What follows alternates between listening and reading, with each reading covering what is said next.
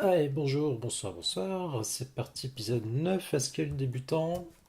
Après une petite semaine de pause, on va pouvoir reprendre nos activités de Haskell débutant. Alors, je refais juste rapidement les règles du jeu pour ceux qui arriveront en cours de route. Les épisodes précédents sont à retrouver sur YouTube. L'essentiel du code a déjà été poussé sur le GitHub ici. Je clique ici. Et j'essaie de faire une pull request par session.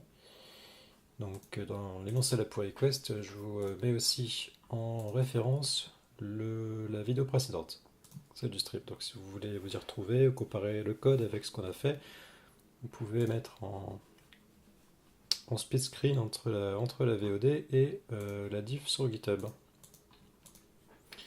Alors vous constaterez qu'à raison de 2 heures par soir et en prenant le temps d'expliquer, on ne produit pas forcément beaucoup de code, parce que j'en profite pour expliquer un certain nombre de choses, genre dans le détail de la syntaxe quand il y a besoin, genre aussi dans le détail de comment lire la doc, comment se débrouiller avec le REPL, avec le compilateur, ce genre de choses. Donc des fois ça prend un peu de temps. Et puis on se donne aussi le temps à la fin des 2 heures pour faire un petit peu de revue de ce qu'on a codé. Donc c'est à destination de développeurs déjà expérimentés. Si vous êtes complètement débutant, il vous faudra vous faire la main avec d'autres ressources. Pour les francophones, vous pouvez aller voir du côté de feu le site du zéro, comment ça s'appelle? Open Classrooms. Et après, pour le reste, pour ce qui est du Haskell, il n'y a pas de prérequis, mais pour ce qui est du dev, je ne vais pas rentrer dans tous les détails. Et par exemple, dans la mesure où on fait du SQL sur ce projet, je ne vais pas vous expliquer toutes les arcanes du SQL. On fait de toute façon des choses assez simples, mais ça, je considère que c'est déjà acquis. Alors l'idée c'est de faire découvrir ce langage qui a une certaine réputation de difficulté d'entrée, qui est dans les grandes largeurs méritées, parce qu'il y a quand même beaucoup de concepts nouveaux, notamment pour quelqu'un qui est expérimenté en développement traditionnel. C'est un langage fonctionnel pur, donc fonctionnel, on écrit des fonctions, on n'a pas de programmation orientée objet, Euh, et c'est quelque chose qui est à la base un projet très universitaire de recherche pour creuser les concepts de programmation fonctionnelle et les faire vivre dans un vrai langage avec un vrai compilateur. Mais il n'était pas prévu au début que ce soit distribué comme un langage professionnel. Donc, sur certains aspects, ça se ressent. Et c'est ce qui explique son historique un petit peu à part.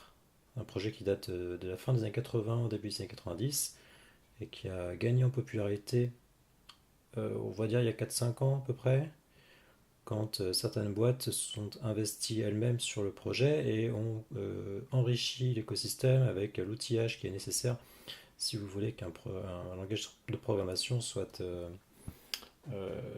raisonnablement utilisé dans un contexte professionnel. Donc ça passe par l'outillage essentiellement Stack, par exemple, qui a quand même pas mal changé la donne, et l'écosystème qui va autour des bibliothèques, donc Hackage et on va dire Stackage et d'autres alternatives. Mais voilà, donc l'historique récent, c'est ce qui explique comment dire, l'intérêt récent pour ce langage. Et c'est un langage qui a profité de la vague de fond qu'on constate dans la plupart des technos traditionnels. Euh, Vague de fond de la programmation fonctionnelle qui percole un peu dans toutes les technos. Même les très grands classiques comme Java ou autres s'y sont mis, un peu de cloud de force. Le JS en est un autre exemple. Il partait d'un background très différent, mais il y a une espèce de convergence vers les concepts de programmation fonctionnelle. Et donc c'est assez naturellement que Haskell reprend un petit peu de poil de la bête à cette occasion-là. Et je pense aussi que vous avez dû croiser pas mal de tutoriels à gauche à droite pour des concepts typiques de programmation fonctionnelle où le code est présenté en Haskell, parce que la syntaxe est très concise, et donc c'est très intéressant de lire du code Haskell, même pour quelqu'un qui ne connaît pas le langage, c'est un common ground, on va dire, c'est quelque chose, une lingua franca un peu plus réaliste que ne le serait Scala par exemple, qui a un vocabulaire un peu plus riche, on va dire, un peu plus encombré de symboles. Donc la semaine dernière, pas de courrier du relecteur cette semaine, en dehors de ce qu'on a fait la semaine dernière, donc j'en profitais pour faire un petit rappel. Donc la semaine dernière, on s'est occupé de convertir le petit template de page web, qui est une liste de vidéos, de le convertir en vrai code. Donc c'est-à-dire qu'on a branché la requête SQL qu'on avait codée dans les épisodes précédents et on l'a cette fois branché dans le templating fait avec Blaze HTML pour produire un listing qui soit dynamique. Donc ça, c'est des choses que n'importe quel développeur qui a fait un peu de web dans sa vie a déjà fait, hein, faire des requêtes SQL. Moi, à titre personnel, quand j'ai commencé, j'ai fait du bon vieux PHP MySQL et on claquait la requête SQL dans le template PHP directement. C'était tout à fait dégueulasse. Et on faisait assez rapidement des choses équivalentes. Bon, il va de soi que la maintenance de ce bazar-là n'était pas comparable, hein. On va pas comparer ce qui est fait ici avec ce que je faisais à l'époque en PHP. Mais bon, c'était un cas d'usage très banal, donc toujours dans l'idée de vous montrer que des demandes tout à fait concrètes et classiques de développement sont aussi réalisables en SQL. Donc il y a pas de, c'est pas un langage réservé à des sujets très particuliers comme peuvent l'être écrire des parseurs très riches. euh, Qu'est-ce que ça peut faire d'autre intéressant le SQL traditionnellement? C'est bon en algorithmie, en modélisation, en, euh, en domaine métier assez riche. C'est bon aussi pour faire des moteurs de règles. Euh, donc si vous avez une explicité du langage qui vous permet de ne pas avoir à faire des DSL, mais vous écrivez directement dans le langage des choses très abstraites. Donc si vous voulez représenter quelque chose qui est scriptable par un tiers, vous pouvez le faire en Haskell assez facilement. C'est plus difficile avec un langage un peu plus bas niveau comme la plupart des langages du marché.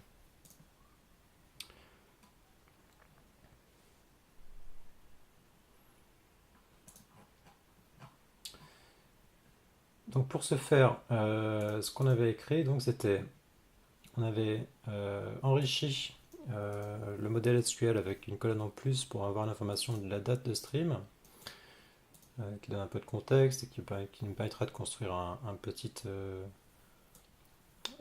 soit simplement de trier la liste, soit de construire euh, comment dire, un calendrier des streams passés.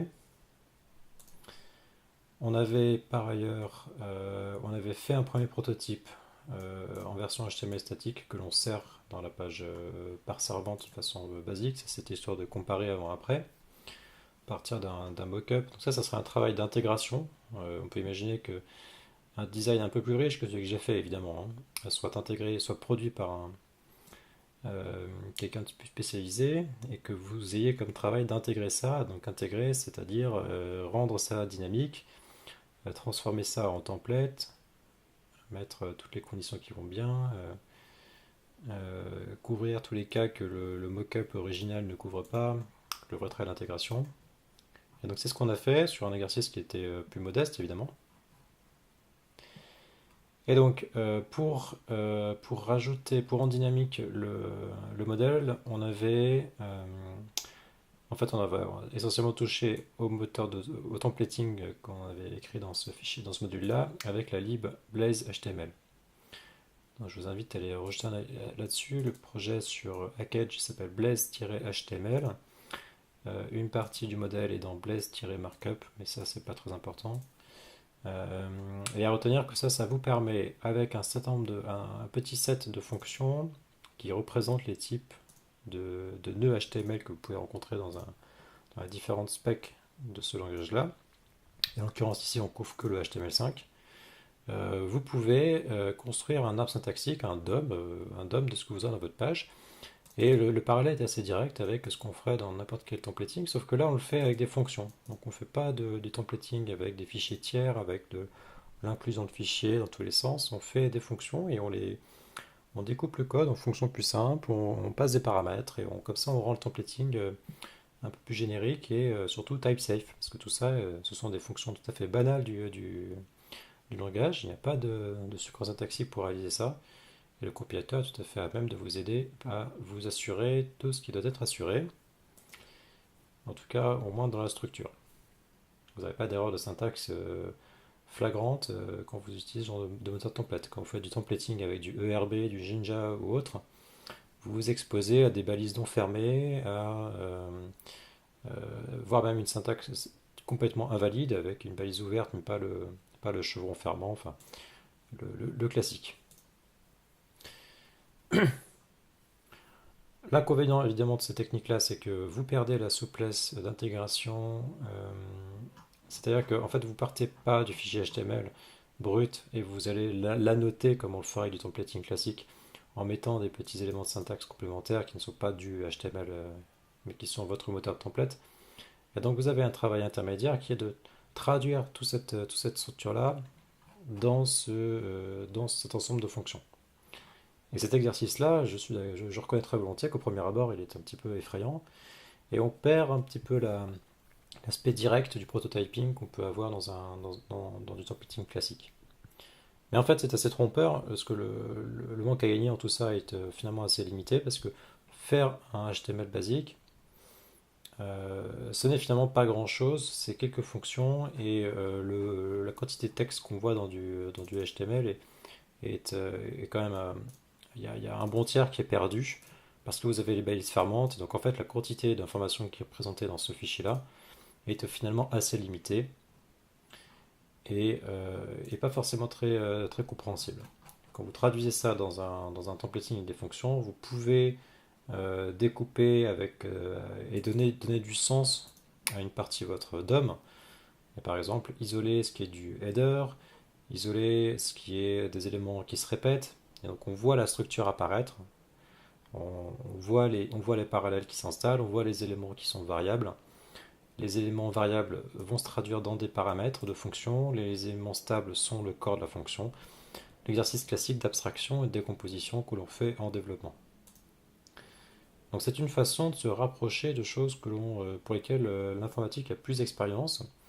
Écrire des fonctions qui compilent, c'est quelque chose sur lequel on a beaucoup d'expérience. Écrire du template qui marche, c'est un exercice finalement assez difficile et pour lequel il n'y a pas d'outillage sérieux à mon avis. Donc en résumé, on avait changé un peu le template pour afficher plus d'informations et on avait refait la façon d'afficher les tags. Rien de bien sorcier. C'est plus de la syntaxe là, c'est utiliser des fonctions de la bibliothèque de templating HTML plus que du langage lui-même. Donc je ne vais pas entrer en détail. Je ne vais pas m'auto-review, ça n'a aucun sens. En revanche, je vais fermer la pull request et on va pouvoir passer à la suite.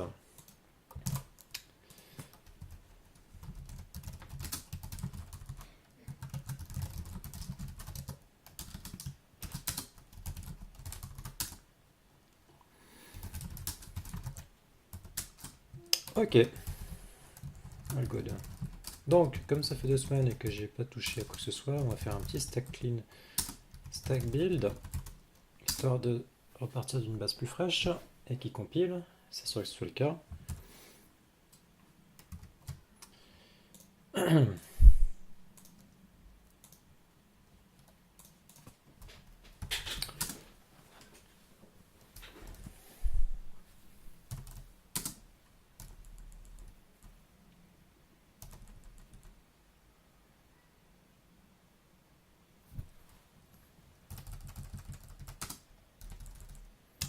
Et on va relancer, donc c'est bon, ça compile, et on va relancer le projet pour voir ce que ça donnait.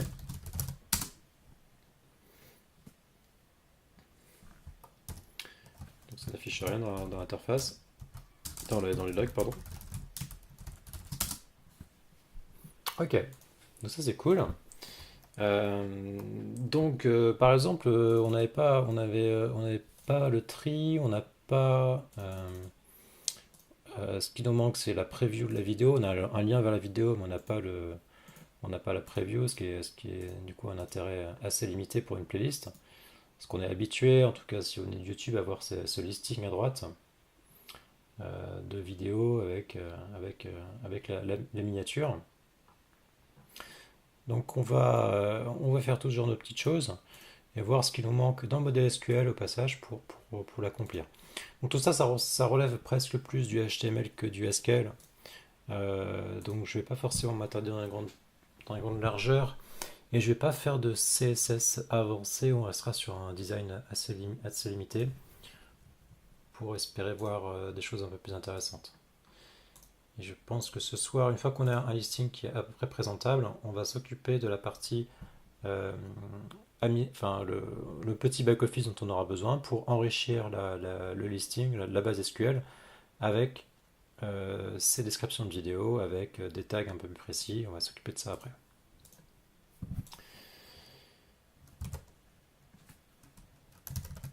Alors, on lance stack build en FileWatch pour avoir une boucle de compilation.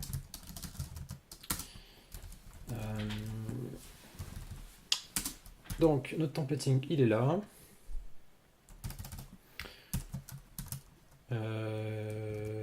On a l'URL de la vidéo. Ce qui nous intéresse c'est comment on fait à partir de l'URL la miniature YouTube.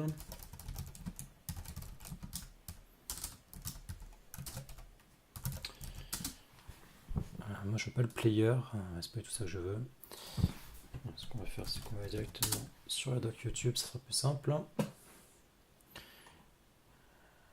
Alors où est-ce que c'est rangé?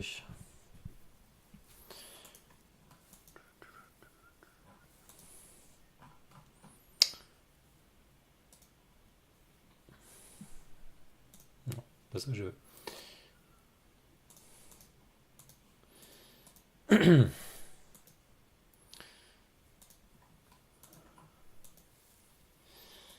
Widget et outils. Ouais, c'est plutôt ça c'est plus ça qu'on va imaginer a priori. Les noms de toutes ces choses-là me semblent surprenantes, mais soit.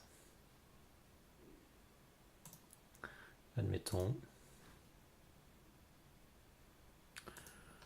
Ok, alors. Donc ça c'est si on veut avoir le player embed, est-ce que c'est ce qu'on veut faire? Est-ce qu'on veut faire ça? Est-ce que ça serait potable visuellement? Euh,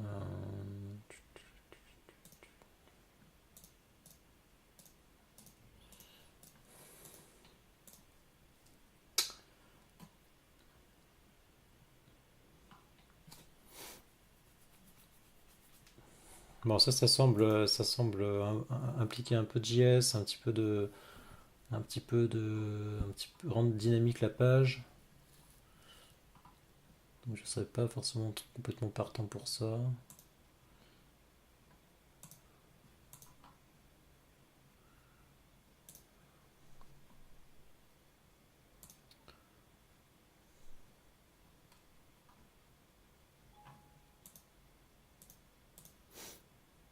Ouais, non, en fait, c'est la seule façon de faire, hein, j'ai l'impression. C'est comme ça que ça se passe maintenant, hein. C'est bien ce qui me semblait. Ok, bah c'est pas grave. Ce qu'on peut faire, c'est faire ça.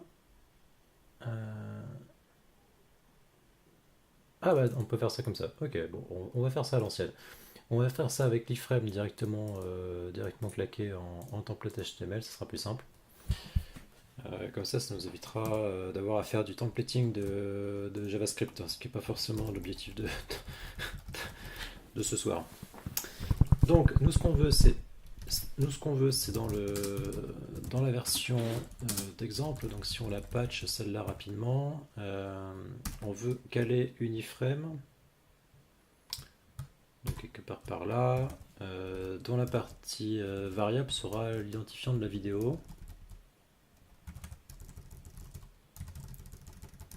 Ça on n'a pas besoin. Et donc cet identifiant là, qu'est-ce qui se passe si on fait ça? Est-ce que ça explose? Est-ce que ça fait quelque chose de potable? On va peut-être un peu baisser la taille de la vidéo. 140 par 360, on divise tout par 2. Divise tout par 2. Alors, qu'est-ce qui se passe? Qu'est-ce que ça donne ça? Est-ce que c'est acceptable?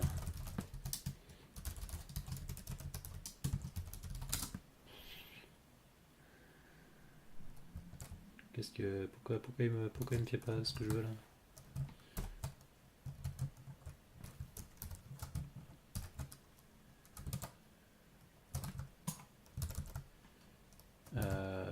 C'est curieux ça. C'est tout à fait curieux ça. C'était public. Ah, c'était public, ok. Ok, donc ça donne ça. Ça donne ça. Donc on va juste baisser un petit peu la taille et puis ça fera bien l'affaire.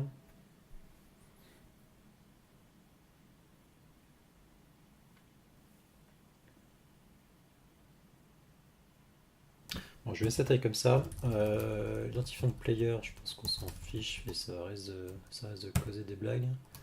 Voilà, on va rendre ça paramétrable avec l'identifiant de vidéo.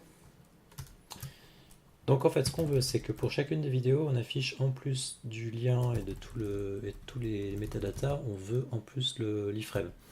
Donc là, on est à ce niveau-là. Ça, c'est ce qui représente notre élément, notre vidéo, toute la vidéo avec toutes les informations. Donc on va aller rajouter l'iframe. Je sais plus, je ne connais pas par cœur, donc on va la garder sous le coude histoire de s'en souvenir. Donc, comment ça se passe? Hop, on revient sur le compilateur. Donc on a un identifiant qui s'appelle player. On a un type qui est text/html, une largeur. Je suis pas du tout sûr que ça compile, hein, tout ça on peut être vite fixé. Et enfin src qui lui est notre URL. Donc là, il va falloir faire un tout petit peu de construction d'URL. Alors ce qui est dommage, c'est qu'en fait on a l'URL YouTube, mais pas l'identifiant de la vidéo YouTube.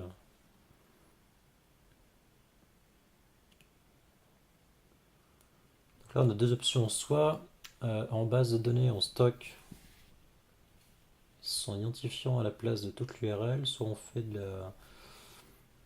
des parsings ici.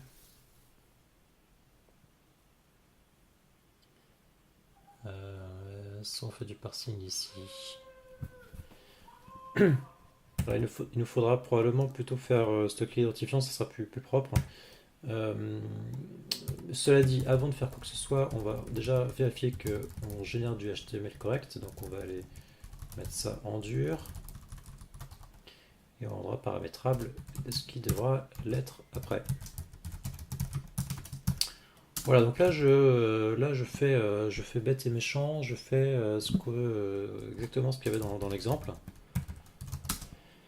Je mets MMT à la fin parce qu'en fait notre iframe ne contient pas d'éléments de DOM. Là ici il n'y a rien, il n'y a pas de texte ou il n'y a pas d'autres éléments DOM. Donc on va se contenter de mettre MMT. Et c'est pas A que j'ai appelé HA. Ok. Donc on va corriger tout ça. Hop.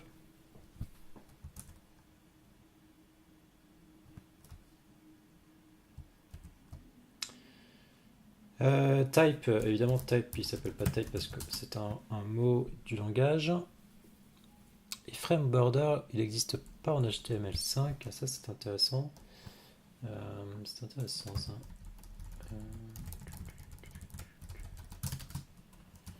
Ah!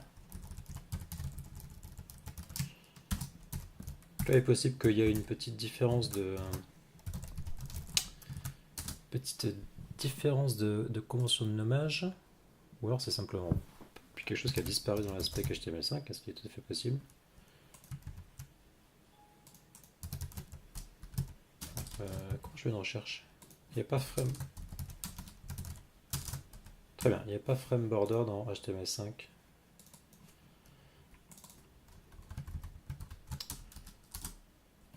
Ah, je fais n'importe quoi là. Alors, il y a quand même, est-ce qu'il y a quand même iframe dans l'histoire? Il y a toujours iframe, très bien. On est sauvé. Donc, il n'y a pas. Là, c'est le cas où il y a une des balises qu'on espère qui n'est pas dans la lib. Donc, on va devoir faire notre propre balise, notre propre attribute. Donc, comment ça se passe dans ces cas-là? Là, il nous faut un custom. Donc, comme vous pouvez le constater, il y a beaucoup d'attributs HTML dans la spec, donc il y en a un bon paquet ici. Donc si on scroll un peu naïvement, on risque d'être déçu. Donc, on va retourner à l'index. Non, pas ça que je voulais. C'est pas ça que je voulais.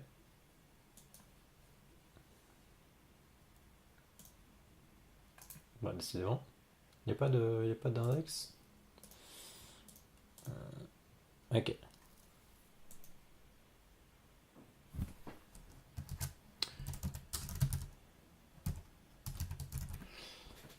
Frame border, ça existe dans l'ancienne spec, pas la nouvelle. Ok. Bon. Bah, on va l'enlever. On va considérer que la spec a raison. Moi, j'ai plutôt tendance à faire confiance à la lib pour ça.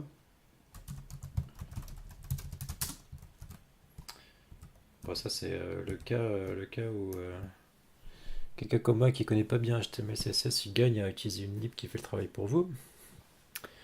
Donc, ça compile, a priori. Ça va compiler. On va relancer et on va retester avec la page dynamique. Et donc, ça fonctionne. Il y a quand même ce frame border, hein. On le voit là. On le voit ce frame border. C'est gênant. Donc, ce qu'on va faire, c'est que soit on essaye de récupérer le.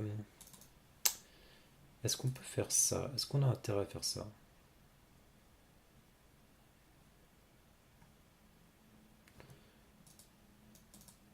Ce qu'on peut faire, c'est tricher un peu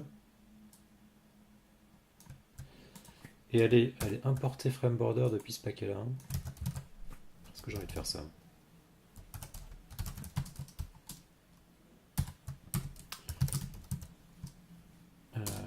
Je vais le faire, mais je vais faire explicitement frame border pour éviter toute embrouille.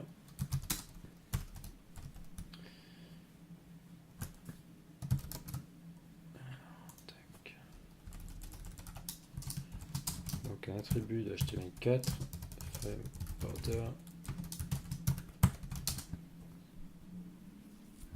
Ok, donc ça compile.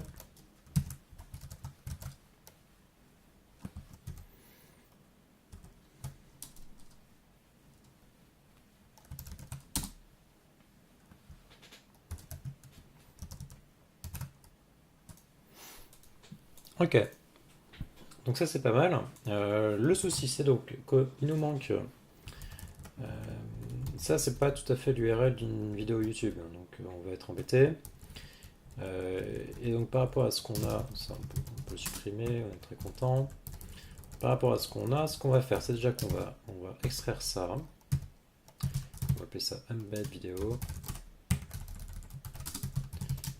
Ça c'est pour éviter de se mélanger les pinceaux. Donc pour l'instant pas de paramètres, c'est constant, ce qui n'est évidemment pas ce qu'on veut obtenir à la fin. On constaterait que c'est quand même plus agréable. Donc ce qu'on peut commencer déjà à faire, c'est un petit bout de paramétrisation. Et donc ce qu'on veut nous, c'est le vidéo, c'est l'ID. Donc là on a l'URL, là on a toute l'URL, donc je vais la sortir. Je vais la sortir.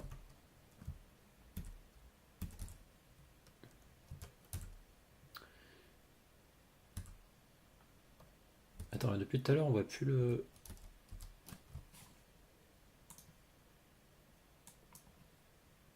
Qu'est-ce qui se passe là? Qu'est-ce qui se passe? Ah! Pas ça que je vais faire. C'est ça que je vais faire. Voilà, beaucoup mieux. Donc, ce qu'on va faire, c'est, on va transformer ça, tout ça en une expression. Donc, par exemple, embed URL, et on va rendre ça.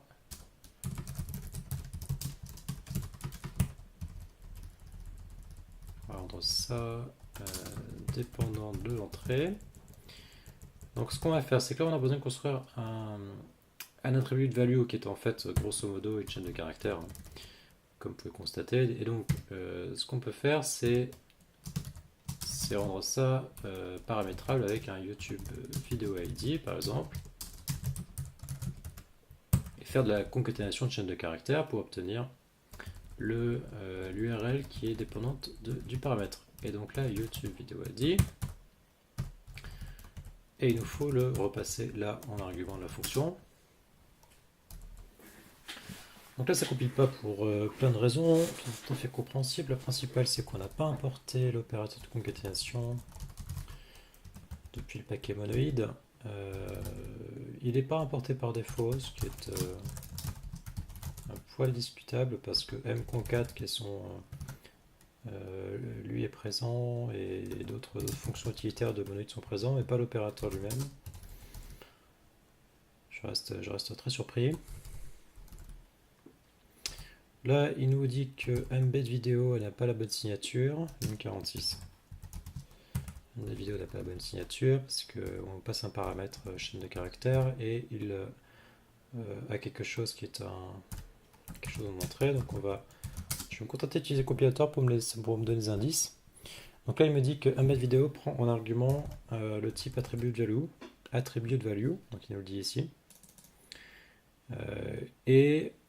Donc on va complètement suivre ces indications, je ne pose pas de questions. Et voilà, et ça compile. Donc là on a rendu le code, on a rendu l'embed de vidéo dépendant du contexte. Donc maintenant ce qu'il nous reste à faire, c'est de convertir, de se mettre ce vidéo ID différent selon la vidéo. Donc il faut avoir l'information sur la vidéo. Donc tag vidéo, ça vient du module database. Et ça ressemble à quoi? Tag vidéo, c'est en fait une vidéo. L'information qui nous intéresse est là-dedans. Et là on a l'URL mais pas le YouTube ID. Donc, ce que je vais faire, c'est que je ne vais pas m'occuper du SQL pour l'instant parce que c'est pas mon centre, c'est pas ce qui me préoccupe là tout de suite. Donc je vais abstraire ce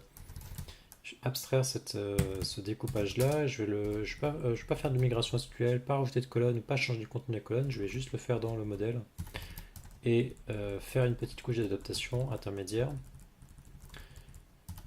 Donc là, évidemment, la signature de constructeur de vidéo a changé, donc la compilation RA à différents endroits. Les deux principaux endroits, ce sont ligne 49 ici et ligne 52 ici. Donc c'est à ce moment-là qu'on parse, qu'on fait du pattern matching ou qu'on construit une instance de vidéo. Donc quand on serialise en base, pour l'instant, je vais contenter de serialiser l'URL en retour et je vais négliger le YouTube ID. Donc je l'oublie. Et pareil, là, ici, et là, il faut que je le construise. Donc en fait, là, il faut que je fasse quelque chose. Alors, qu'est-ce qu'il faut que je fasse ici? Il faut que je renseigne ce champ-là. Et il s'avère que ce champ-là, il est construit à partir du champ précédent. Donc l'attribut URL. Et ce champ-là, il est lu ici. Donc là, je suis embêté parce que je ne peux plus faire ce que j'ai fait ici, qui est la syntaxe applicative, parce que j'ai une dépendance entre mes paramètres de mon applicative. L'indépendance est une quasi-égalité, hein, parce qu'on fait d'une fonction de transformation qui est bijective. Donc il va falloir qu'on fasse une petite magouille. Donc il y a différentes façons de faire. Soit on passe en monade avec la do notation. Par exemple en lisant l'URL une première fois, puis en construisant le YouTube ID à partir de l'URL. Donc là, il nous faut une fonction qui transforme l'URL en YouTube ID. Et après, je fais pareil pour les autres champs. Donc je parse le titre, je parse la description et je parse toujours la stream date, ça de la même façon. Et à la fin, je renvoie une vidéo à partir de tous ces attributs, et je peux le faire avec la syntaxe avec record wildcards. Mais en fait, tout ça n'est pas forcément très utile. Ce qu'on peut faire, c'est tricher. On va tricher. Et ce qu'on va faire, c'est qu'on va passer par une fonction intermédiaire ici, qu'on peut nommer par exemple make video. On va conserver la do notation et make video a la même signature que avait le constructeur avant. Et c'est à cet endroit-là qu'on va faire le travail de découpage. Donc en fait, on va faire comme si c'était le constructeur. Donc il a les mêmes attributs qu'avec le constructeur à votre modification. Et on doit produire en sortie une vidéo. Donc on a toujours l'URL. Là, il nous faut le YouTube ID. Et donc il faut le construire en parsant le YouTube ID depuis la vidéo. On passe le titre, on passe la description, on passe la stream date.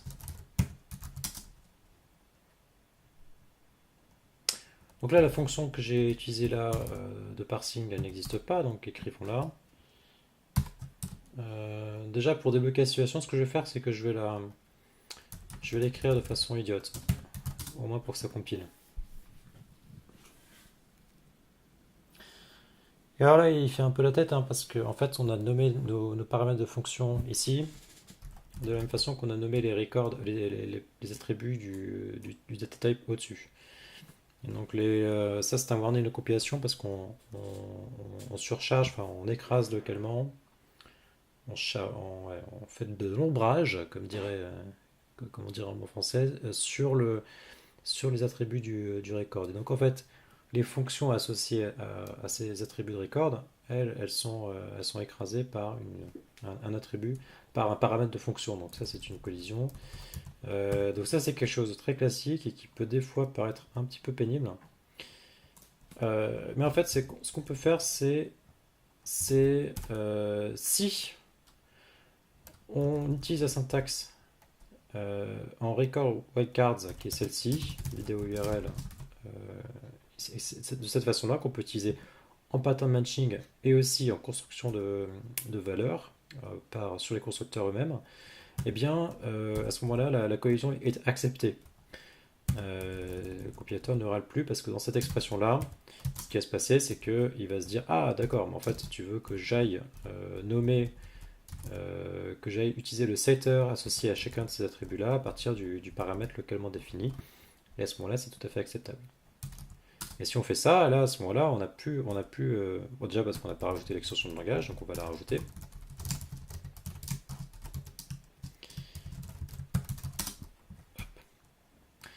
Mais il nous manque un attribut, donc on n'a pas résolu le problème. Là, ce qui nous manque, c'est l'attribut YouTube ID. Mais si on le déclare en appelant l'extracteur qu'on a mis ici, à ce moment-là, ça devrait se mettre à compiler, qu'on peut espérer. Et voilà, donc là, ça compile ici, ça ne compile pas dans le fichier d'exemple que j'avais en plus pour mes tests. Donc on va le corriger rapidement. Donc le YouTube ID, c'est ça.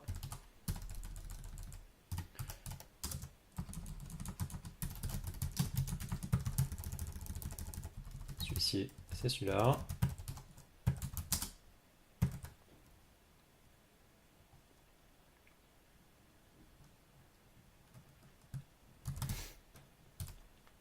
Voilà, donc là, ça fait pas ce qu'on veut tout à fait, mais ça va nous permettre de tester la partie templating et de se préoccuper ensuite de la partie persistance. Toujours la même démarche, on décompose les efforts pour avoir des certitudes et pouvoir se reposer sur ces certitudes pour le reste du travail. Donc, toujours décomposer l'effort. Donc ensuite, ce qui nous manque, c'est ici, dans le templating. À ce moment-là, on va aller utiliser ces attributs YouTube ID présents sur la vidéo. Donc à la place de la valeur d'exemple fournie par la doc YouTube, on va prendre l'information présente sur chacune de nos vidéos. Et là, le classique, hein, il fait un peu la tête, parce qu'en fait ici, attribute value, ce n'est pas une chaîne de caractères, tandis que dans notre YouTube ID, c'est une chaîne de caractères. Mais là où c'est inexact, c'est qu'ici, en fait, c'est pas tout à fait un attribut value qu'on doit passer, c'est vraiment notre identifiant. Et il faut qu'on fasse le travail de conversion au bon endroit. Et le bon endroit, c'est ici et non pas plus haut. Donc, qu'est-ce qui se passe ici? Là, c'est pas la même chose. Une chaîne de caractères et attribut value, c'est pas la même chose. Donc, c'est toujours le même travail de conversion de chaîne de caractères vers des types qui ressemblent à des chaînes de caractères. Les exemples classiques de types qui ressemblent à des chaînes de caractères, ce sont les types text et string. Mais il y en a d'autres, hein. Si vous voulez passer d'une chaîne de caractères littérale, qui est représentée ici dans notre code, ou une chaîne de caractères tout à fait banale comme ici, à ce moment-là, il faut faire la conversion en utilisant la fonction fromString, qui vous permet, un peu comme sur les num, de convertir un entier en num. Là, vous convertissez une chaîne de caractères classique, une liste de caractères, en un type qui ressemble à une chaîne de caractères mais qui n'est pas tout à fait de la même nature. Donc là, ça compile. Donc là, ça compile, et ce qu'on devrait obtenir, c'est quelque chose de pas satisfaisant visuellement dans le navigateur en tout cas, parce que maintenant l'URL qu'on a présent ici n'est plus la bonne. Donc ça se voit pas bien parce que malheureusement l'inspecteur Firefox lui ne tient pas compte du zoom. Mais évidemment là l'URL est incomplète parce qu'on a mis une chaîne de caractères vide dans la fonction de conversion qu'on avait ici.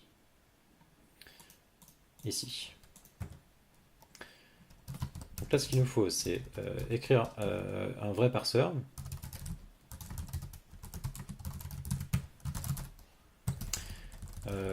Et déjà, ce qu'on peut faire, c'est utiliser cette valeur d'exemple, mettre chaîne de caractères vide, on va mettre ça à la place. Comme ça, au moins, ça va continuer de fonctionner.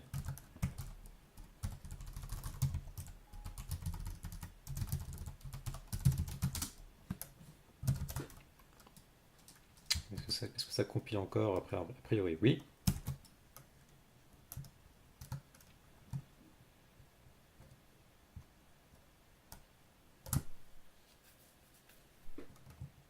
Ok.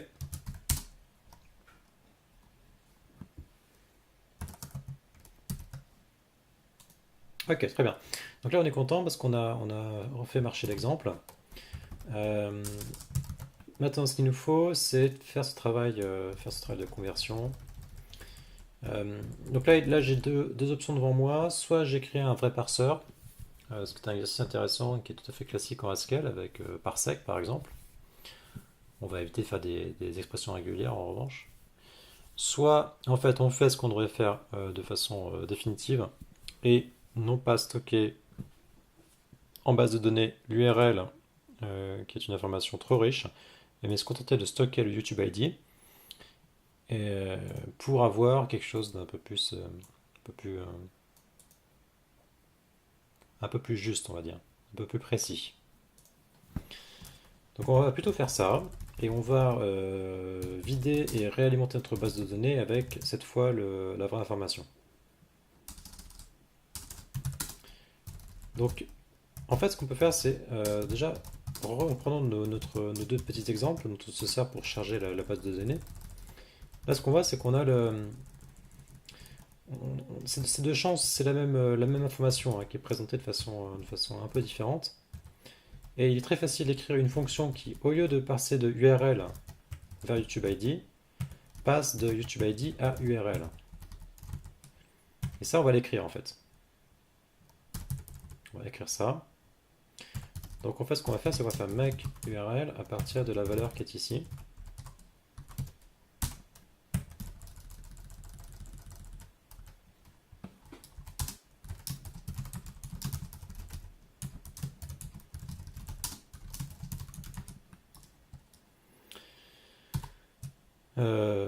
Non, pas du tout. C'est pas ça que je veux. Donc ça, c'est un ID.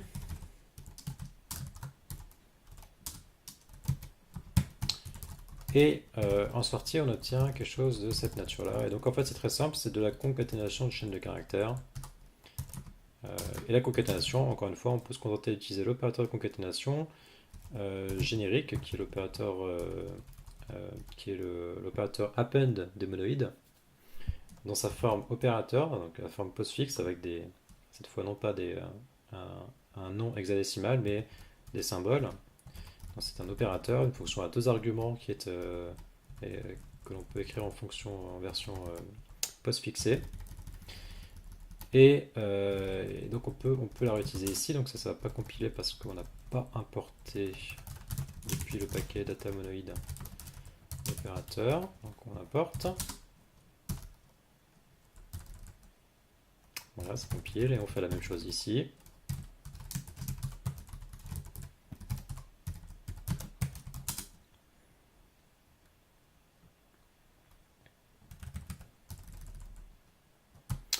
Et on va en profiter pour utiliser aussi la syntaxe record wildcard ici parce qu'elle va être un peu plus légère. Elle va permettre de factoriser le YouTube ID entre les deux expressions. Donc comment ça marche la syntaxe record wildcards? Ça vous permet, donc par exemple si on fait ça, bon, déjà ce qu'on va faire c'est qu'on va repartir de tout ça et on va le convertir en record wildcard. Hop. Donc je définis avec un let mes 5 attributs et je produis une vidéo. Donc la syntaxe record wildcards, en fait, elle se manifeste de cette façon-là. C'est-à-dire que vous avez les accolades pour la syntaxe record, donc on s'en sert déjà ici.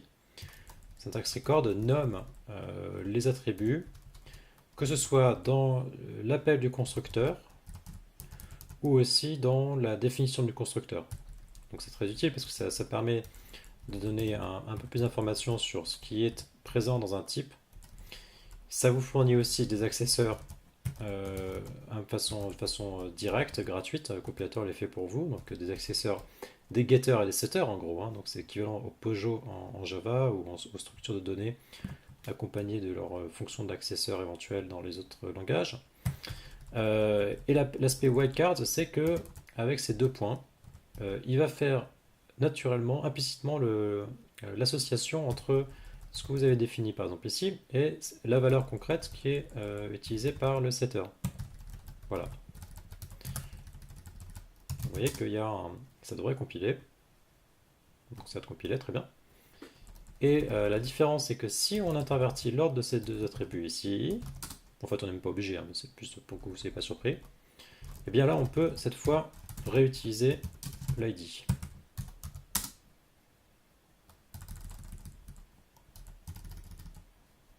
Voilà, donc ce sont deux syntaxes différentes avec leur avantage inconvénient. La version Recall Wildcards a l'avantage d'être sous certains aspects plus compacte, mais des fois être un peu surprenante à la lecture parce que si on n'est pas tout à fait conscient de la syntaxe, qu'on a loupé les deux points dans un petit coin, ça peut être un peu piégeux. Mais c'est plus élégant dans beaucoup de situations. C'est utilisable aussi en pattern matching.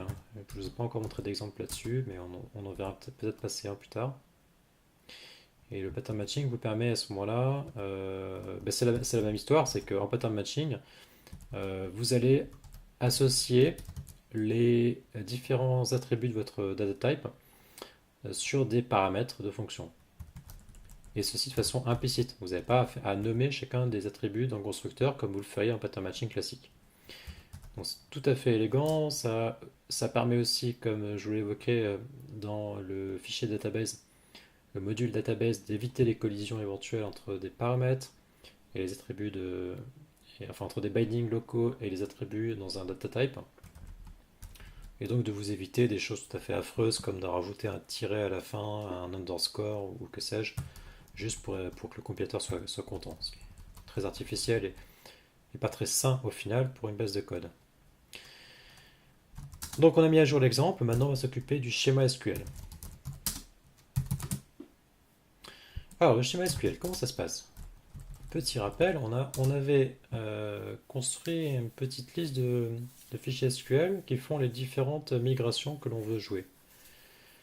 Alors là, j'ai pas fait exactement ce qu'il aurait fallu faire en toute rigueur parce que en fait, si vous connaissez Rails, vous avez déjà croisé ça, d'autres frameworks vous le proposent. Mais en fait, faire des évolutions du schéma SQL, ou de n'importe quel schéma de base de données, hein, on va dire. C'est quelque chose qui va avec le code source et qui doit être fait au bon moment dans un process un petit peu maîtrisé, donc un process de déploiement, de mise en prod par exemple. Et l'approche traditionnelle veut qu'à un moment donné, on passe nos requêtes SQL à un opérationnel qui va les exécuter sur la database de production d'une certaine façon. Donc c'est un petit peu, cette façon-là est évidemment source d'erreur, euh, source d'oubli, parce que les développeurs n'ont pas, quand vous êtes en train de travailler, vous avez un travail itératif avec des cycles très très courts, et le résultat de votre travail qui se voit dans une pull request couvre toutes ces petites étapes itératives très courtes qui incluent des retours en arrière, des changements de direction. Et donc, faire la synthèse de tout ça, si on ne commit pas les fichiers SQL en même temps que le code source, c'est un petit peu délicat. Par ailleurs, si vous voulez que ce soit fait de façon automatique, il vous faut un système qui soit capable de se jouer plusieurs fois sans causer de problème. Donc il faut un système qui soit conscient des migrations qui ont été jouées par le passé. Et donc si vous connaissez Rails avec les migrations Active Records, il y en a probablement des équivalents dans les autres frameworks, mais j'en ai pas d'exemple en tête qui me vient à l'esprit. Vous ne serez pas surpris de voir ce que je vais vous montrer tout de suite, qui est un petit projet qui vient avec PostgreSQL Simple, qui est PostgreSQL Simple Migrations, tout à fait naturellement, et dont le job est uniquement de jouer des migrations SQL sur une base de données et de façon safe, de façon réentrante. Alors, comment ça marche et de quoi il s'agit?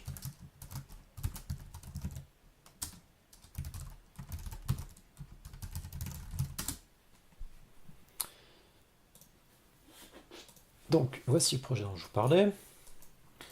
Donc, ce projet-là, sur Hackett, vous n'allez pas avoir forcément grand-chose de très intéressant parce qu'au final, c'est un exécutable et pas forcément une bibliothèque.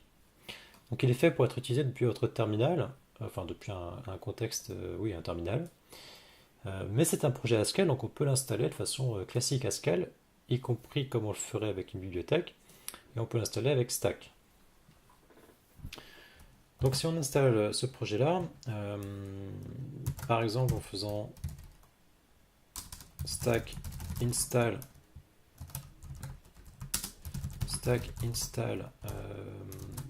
alors comment il s'appelle du coup? Comment il s'appelle? Histoire de ne pas faire des bêtises. Stack install PostgreSQL Simple Migration. Alors moi j'ai déjà compilé et dans la distrib stack que j'ai en local, que j'ai sur ce projet, je l'avais déjà compilé et installé. Donc il me l'a déjà compilé, mais si vous l'avez jamais fait vous, il va faire comme avec une dépendance que vous déclarez dans votre fichier cabal ou votre fichier package.yaml, et il va aller check out le code source, enfin télécharger le code source, l'archive de code source, et compiler les dépendances et le projet lui-même, et vous produire à la fin un exécutable de la même façon que dans ce projet-là, on a produit l'exécutable qui est aïe aïe aïe, pas ça, qui est celui-ci. Donc la plupart des projets qu'on voit passer sur Hackett ne sont que des bibliothèques, et certains exposent aussi des exécutables. Là, c'est le cas de celui-ci. Et cet exécutable, ils l'ont appelé MyGoet, ce qui est assez peu précis. Et de fait, MyGoet, qu'est-ce que ça vous permet de faire du coup? Ça vous permet soit avec une URL de connexion PostgreSQL Simple, de jouer essentiellement de jouer des migrations, c'est-à-dire de faire le tour des migrations présentes dans un dossier et de les exécuter dans un ordre qu'il faudra inspecter et vérifier. Ça pose des fois quelques petits soucis. Il vous permet aussi de faire le travail de setup, puisque pour s'y retrouver, pour éviter les collisions, il garde une trace des migrations passées dans une table à part, et éventuellement de simplement vérifier que les migrations sont valides. Donc ce que je vais faire, c'est que pour pas fuiter l'URL de connexion SQL, je vais faire un petit script qui wrap ça. Donc je vous demande juste un petit peu de patience, je vais faire ça ailleurs.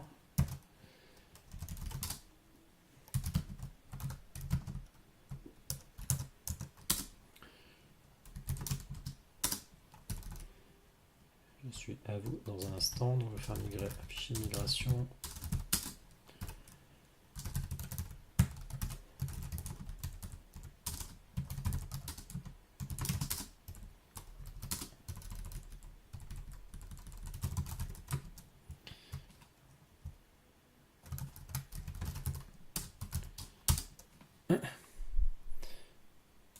Hop, je fais vite et après on va pouvoir s'y remettre.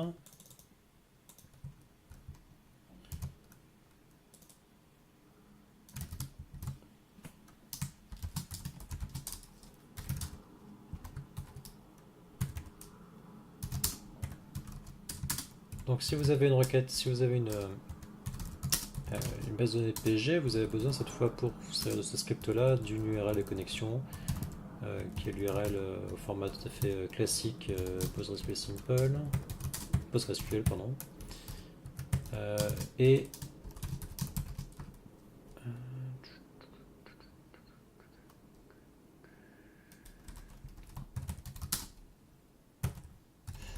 ok, bon, ça fera bien l'affaire.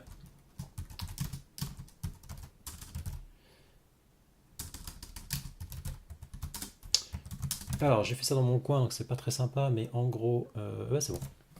C'est bon, donc en fait, on a besoin de la commande et après le reste.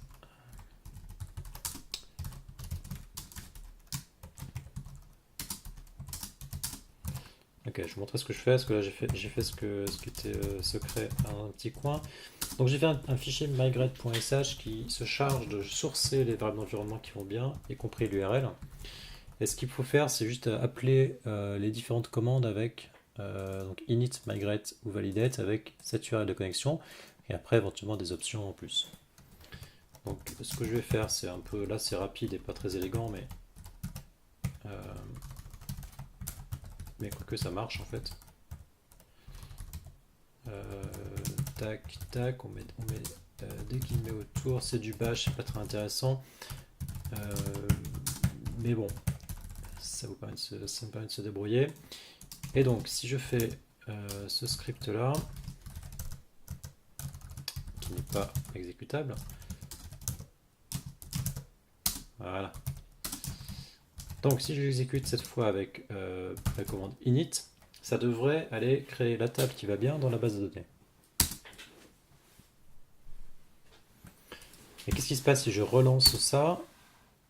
Et ben voilà, il ne fait rien. Donc là, il est très content. Donc on constate au passage qu'il nous a créé une table qui s'appelle Schema Migrations. Et maintenant, ce qu'on va faire, c'est vérifier si on peut jouer les migrations qui sont présentes dans notre fichier de migration.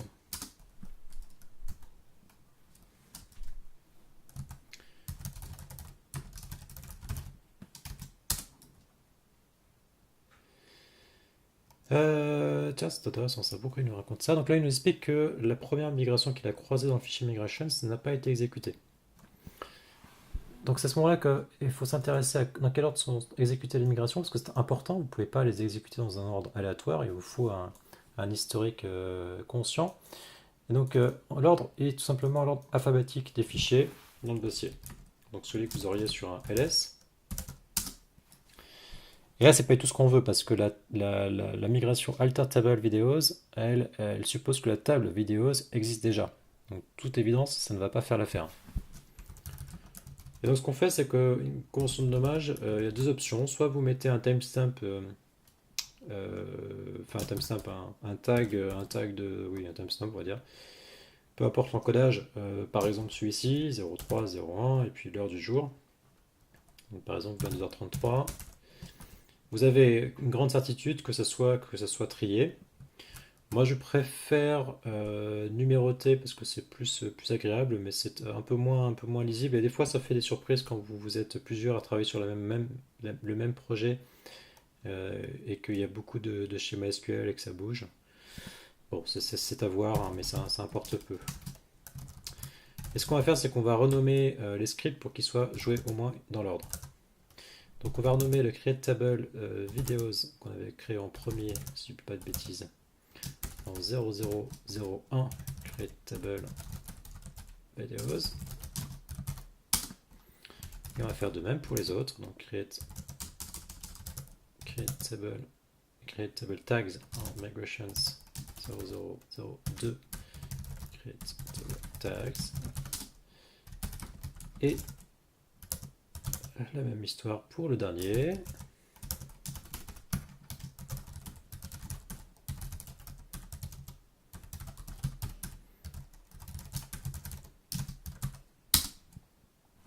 Ah, qu'est-ce que j'ai fait? J'ai fait une typo.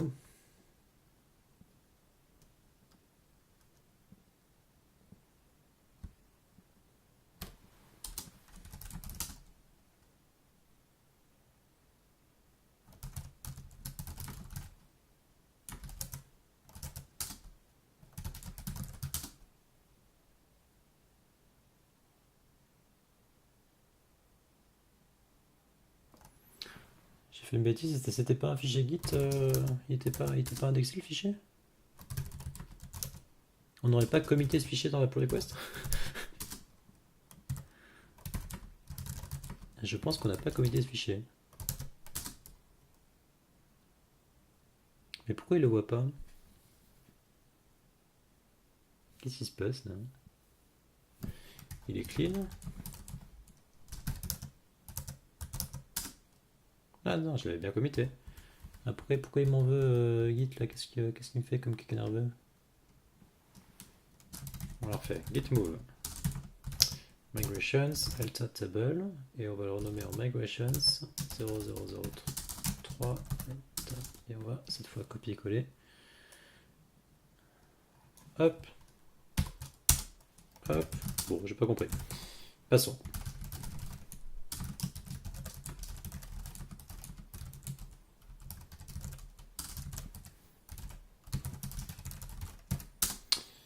Voilà, et là, cette fois, si on fait la commande check, validate, pardon,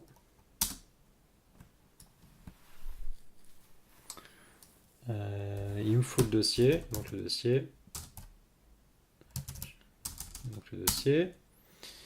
Voilà, donc là, cette fois, il va s'occuper de create table videos en premier.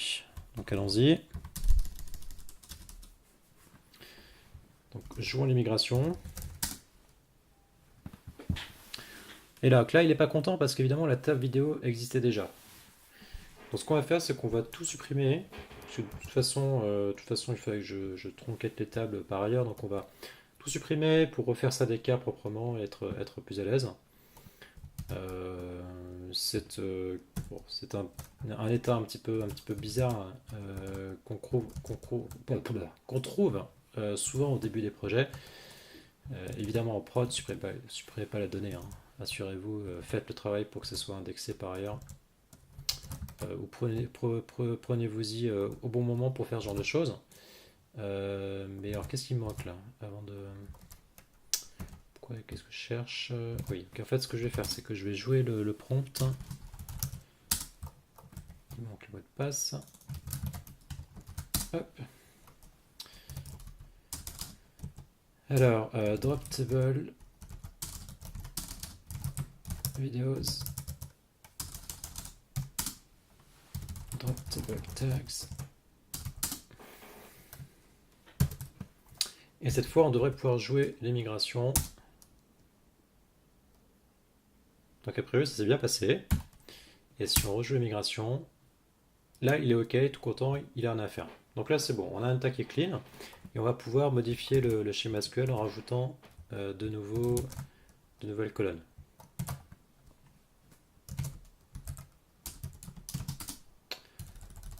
Alors, ce qu'il nous faut cette fois-ci, c'est rajouter la colonne YouTube ID. Donc on va faire un nouveau fichier de migration, alter table videos, add colonne YouTube ID.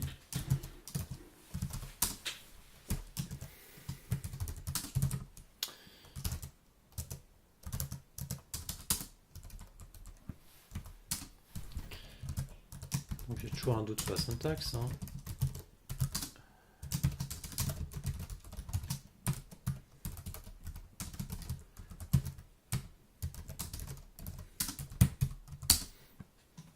Donc voilà, donc ça devrait jouer à peu près ceci. On va relancer les migrations. Et là, cette fois, il a donc rajouté notre colonne. Donc on va pouvoir maintenant s'occuper de la partie persistance de données euh, et voir ce qu'il reste à faire. Donc la persistance, c'est dans le fichier database.hs, et on va cette fois enfin pouvoir écrire ce parseur. Donc là, toujours pareil, en fait, on va lire le YouTube ID. Donc en SQL, la colonne s'appelle comme ceci. Et il nous faut aussi l'insérer quand on sauve, quand on insère un champ. Pour ce faire, il faut rajouter notre paramètre de requête.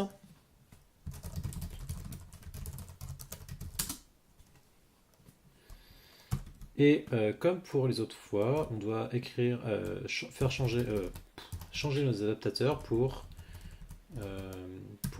insérer et lire les attributs dans les records SQL.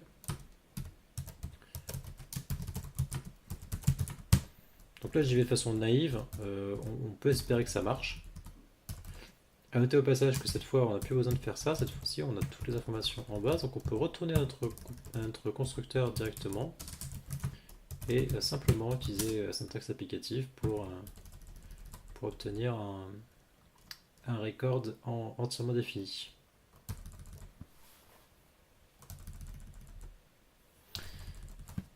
Voilà, donc là on a touché à ça, on a changé le modèle, on a fait des requêtes SQL, donc on va aller quand même retester ce qui se passe. Parce que je ne serais pas surpris qu'on ait cassé quelque chose au passage. Donc on va sourcer l'environnement et lancer notre prompt GHCI pour obtenir un environnement de test, un REPL.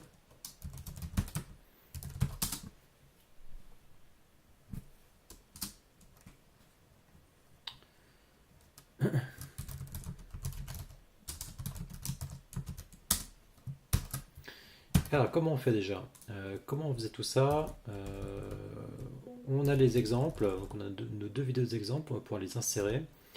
Et pour insérer une vidéo, on utilise la fonction insert vidéo, tout simplement, qui prend un pool de connexion, donc toujours pareil.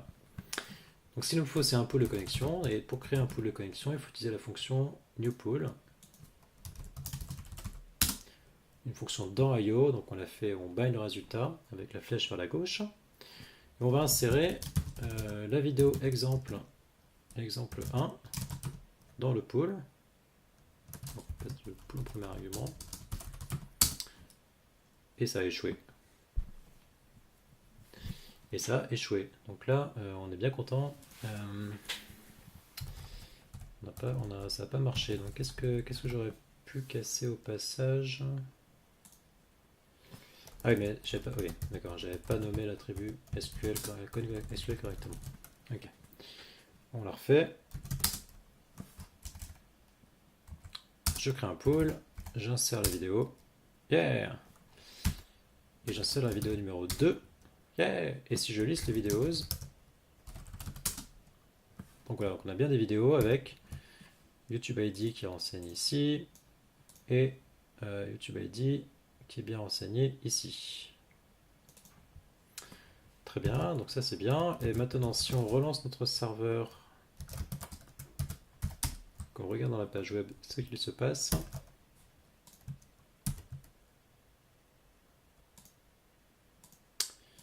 Non, ça c'est le draft, ça.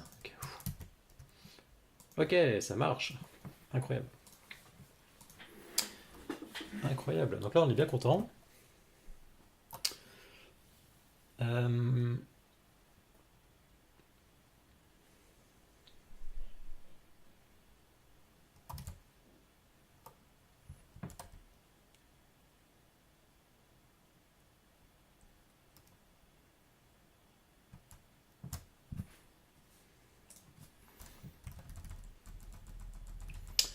Là, on est bien content. Et ce qu'on va faire, c'est que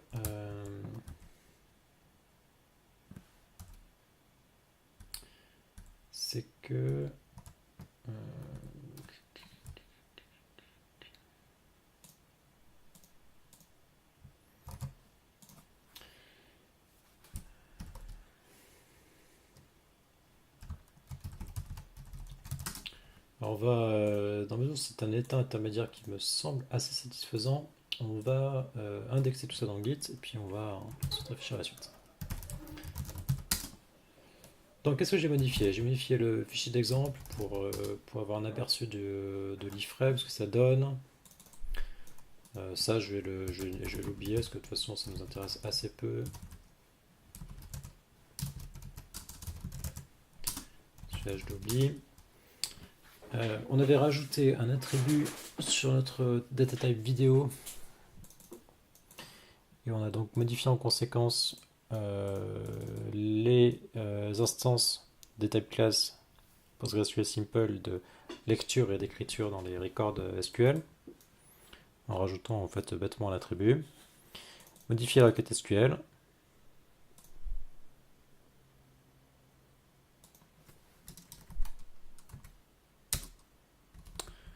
Les requêtes SQL d'insertion et de lecture.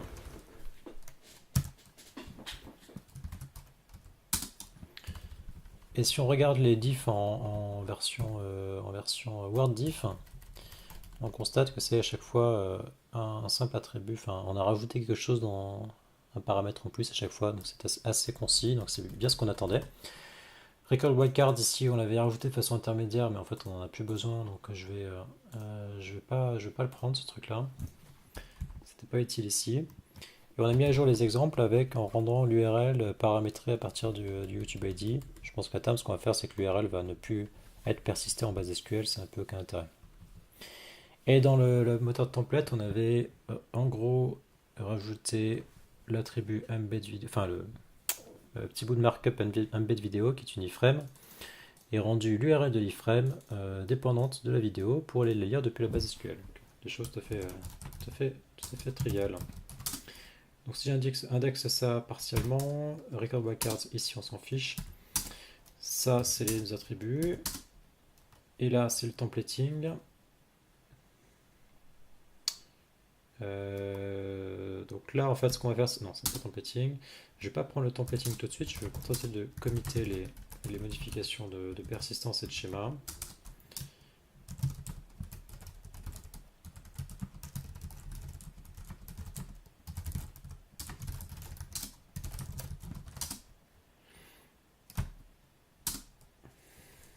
Et ça c'est le template. Donc, les diffs sur le fichier de template sont un peu violentes, mais c'est en fait des différences de white space. Et je peux vous prouver en faisant une diff avec l'option "-w". En "-w", on voit que les imports sont un peu moins agressifs. On a rajouté 2 imports et on a juste reformaté les imports du module database. Et pour le reste, ça se résume à ce petit bout de markup.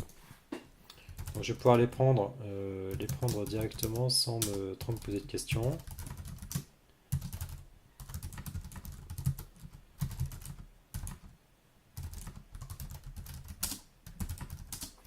Et il me reste le fichier srcdatabase.hes. Celui-là, en fait, cette modification-là n'a plus d'intérêt. Donc il va recompiler parce qu'on a fait des. J'ai pas gardé toutes les diffs et ça compile encore, donc ça c'est bon signe. J'ai oublié le fichier du nouveau schéma.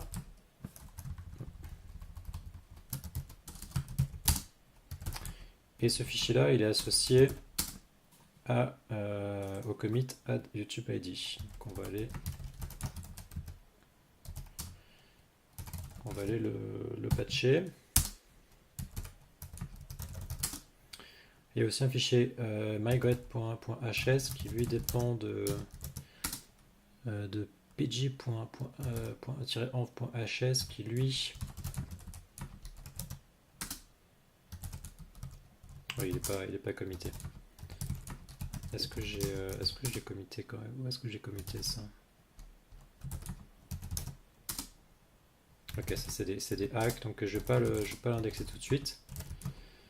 Enfin, je vais mettre dans les fichiers de hack.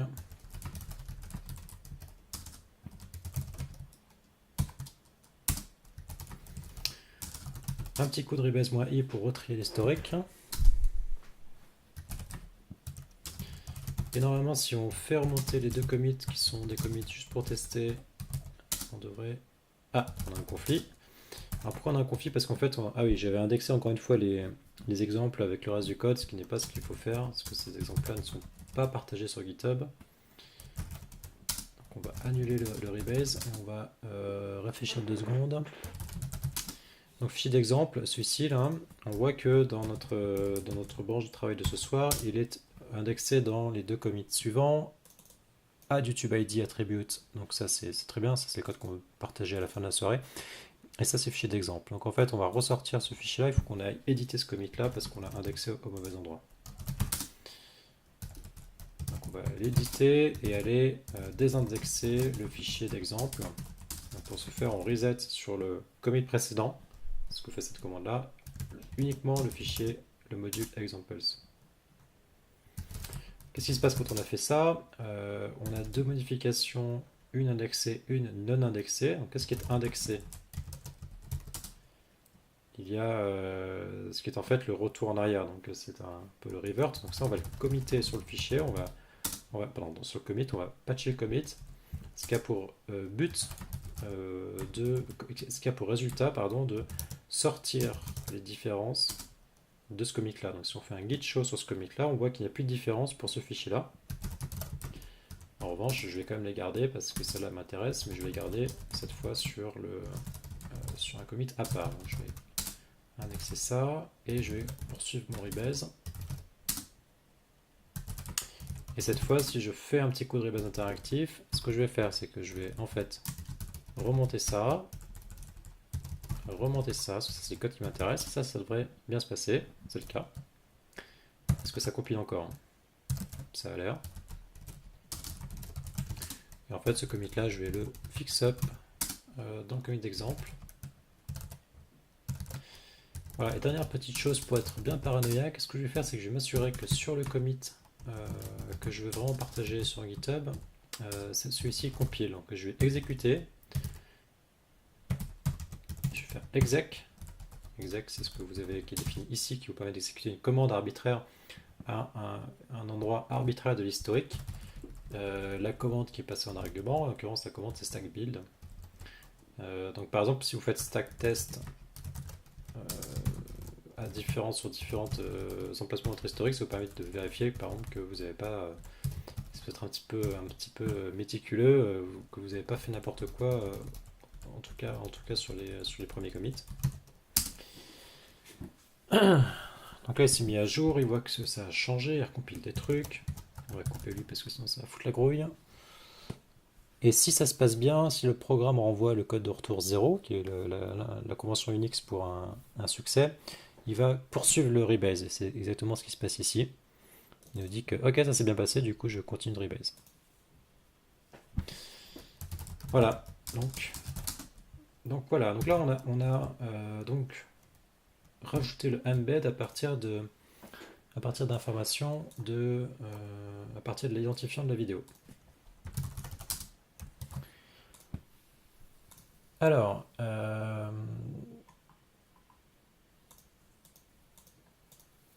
donc on peut constater au passage que le process de dev là consiste à de temps en temps tronquer la table, aller recharger des données à partir de ce qu'il y a ici. Éventuellement, c'est pas très très rigoureux, mais ça vous permet de tester. C'est encore un petit peu brouillon parce que c'est pas quelque chose de présentable, que ce soit visuellement ou en termes de feature, mais on n'en est pas si loin que ça finalement. Et si on se fait un petit script qui joue ce code-là sur une table donnée, on peut facilement écrire un script d'import, un script qui va charger la base avec des informations. Donc si maintenant on fait le travail, le dernier petit coup de collier, consiste à remplacer ces exemples par des vraies valeurs un peu plus pertinentes, et non pas des copier-coller sauvages comme je les avais fait il y a quelques semaines, on va pouvoir se construire une playlist qui, quand on l'affichera ici, sera un peu plus exploitable. Donc si je relance on redémarre le serveur, hop. Donc là c'est pas mal, ça ressemble presque à quelque chose, modulo l'aspect visuel de la question, parce qu'il n'y a pas de CSS bien sûr, mais c'est à peu près potable. Donc si on veut arriver à un résultat, ce qu'on peut faire, c'est en fait on va reprendre ce fichier d'exemple et se faire un exécutable qui, euh, qui se charge de remplir la base de données. Donc c'est assez proche de du code qui est ici, mais sauf qu'on va faire ce que je faisais dans le REPL avec la création du pool et les différents inserts à gauche à droite. On va le faire sous forme de script qui est un exécutable qu'on va pouvoir lancer avec en paramètres, enfin, en contexte d'environnement, les attributs de connexion SQL.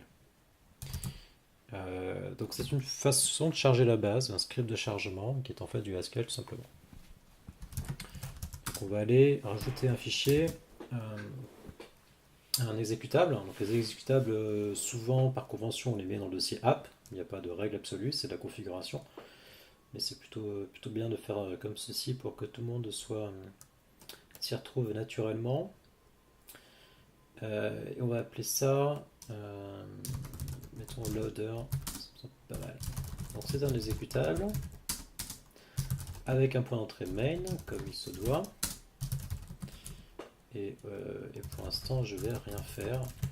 Ça c'est juste histoire que ça compile. Alors, je relance le build en FileWatch et pour que mon exécutable soit connu du projet, il faut que je le déclare dans la liste des exécutables.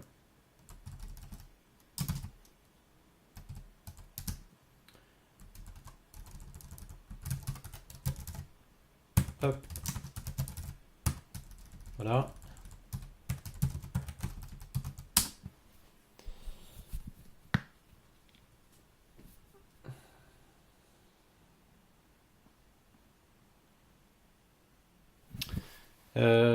Pourquoi il fait la tête?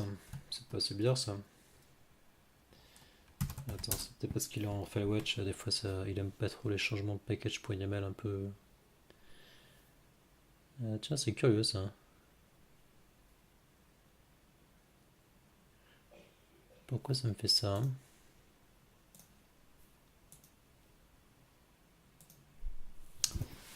Pas prévu ça. C'est pas prévu.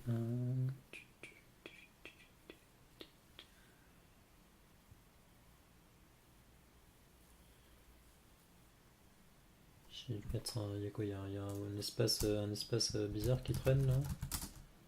Il n'y a pas de tab, rien, non, c'est clean pourtant.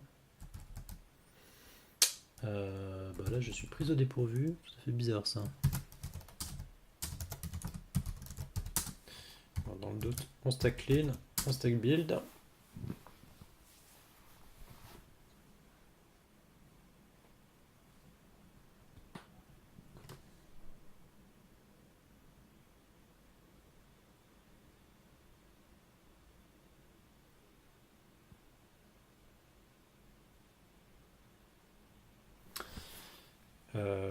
Ok.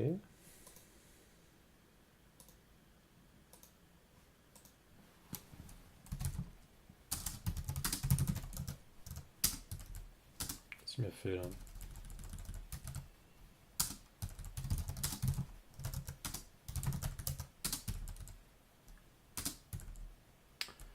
Qu'est-ce qu'il m'a fait? C'est bizarre ça.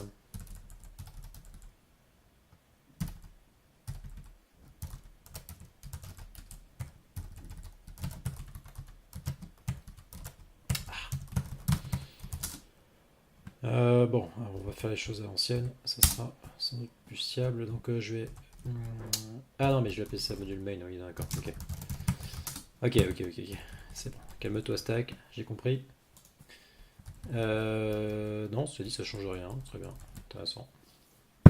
Bah, ça c'est bizarre ça. C'est bizarre, il doit y avoir un truc très très bête, mais je le vois pas là. Un truc très très bête et je vois pas ce que c'est. Ah, mais oui, non, mais c'est ma config en plus, idiot. Ok, voilà. Ça prendra. Voilà, c'était normal, tout va bien.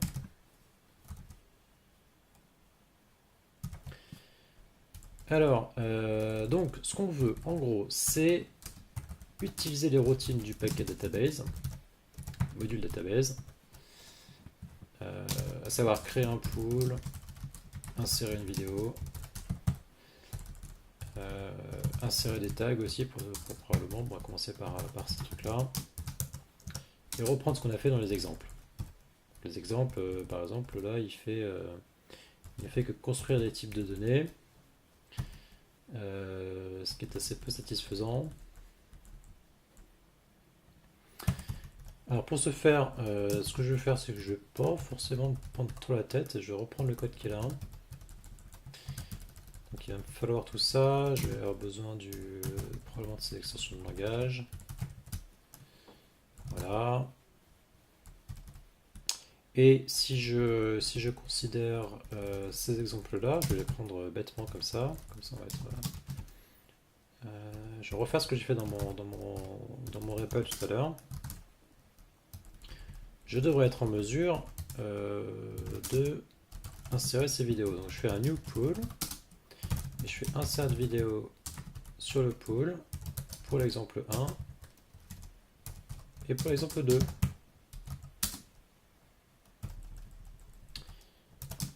Ah oui, j'ai pas importé le constructeur, le type vidéo. Hop.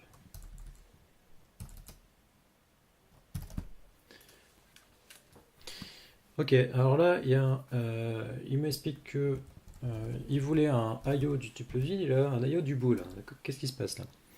En fait, il se passe qu'insert vidéo, ça renvoie un booléen.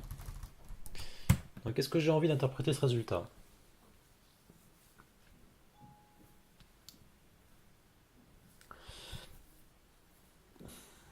Probablement que j'ai envie d'interpréter le résultat. Ce serait quand même un peu plus, ce serait un peu plus rigoureux. Donc en fait, ce que je peux faire, c'est l'interpréter, mais interpréter en affichant un message.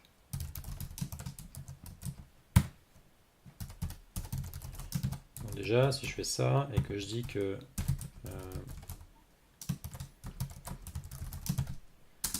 si les deux ont marché, je peux dire que, par exemple, the video has been inserted. Voilà. Donc ça compile pas parce que en fait en Haskell un if il nous faut le else aussi. On peut pas esquiver des branches du chemin d'exécution. Il faut couvrir toutes les branches.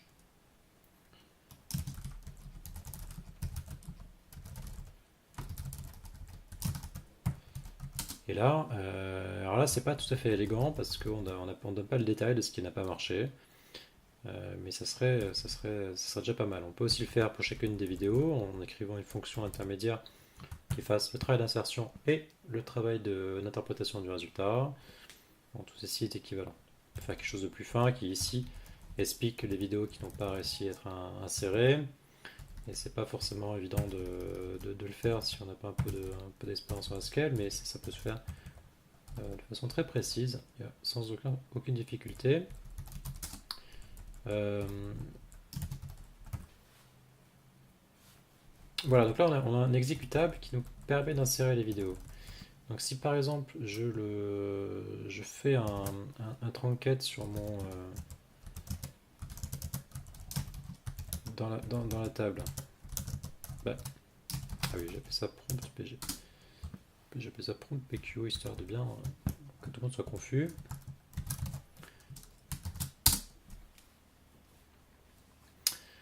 Donc je trinquette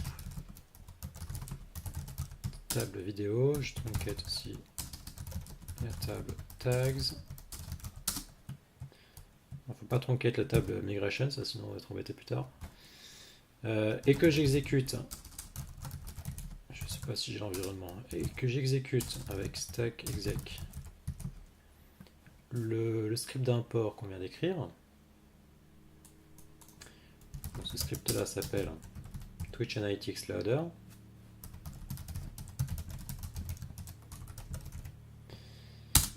Qu'est-ce qui se passe? Ah, ça me dit que ça a été inséré correctement, donc là je suis assez content. Et qu'est-ce qu'on regarde? Si on regarde sur le résultat, après ça marche encore, et que je l'exécute une deuxième fois, qu'est-ce qui se passe? Ah, ça a échoué. Et ça a échoué parce qu'on a une contrainte d'unicité sur l'URL de la vidéo en base, donc on ne peut pas insérer plusieurs fois la même vidéo. En revanche, si on essaie d'en rajouter d'autres, et qu'on fait exemple 3, et que cette fois on va prendre, mettons, l'épisode numéro 2 dans la playlist.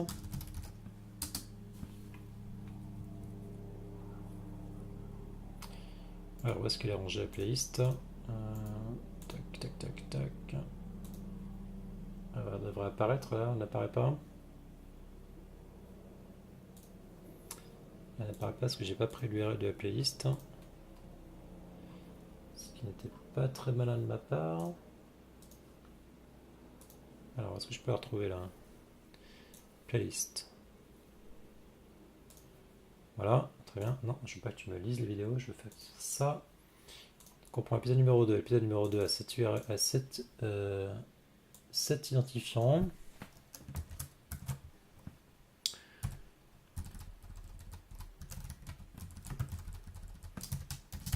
Hop. C'est l'épisode numéro 2. Et la description, bah, on avait pris, bon, on peut laisser ça, c'est pas très important. L'épisode numéro 2, si je dis pas de bêtises, c'était en date du 9 janvier. Donc on recompile.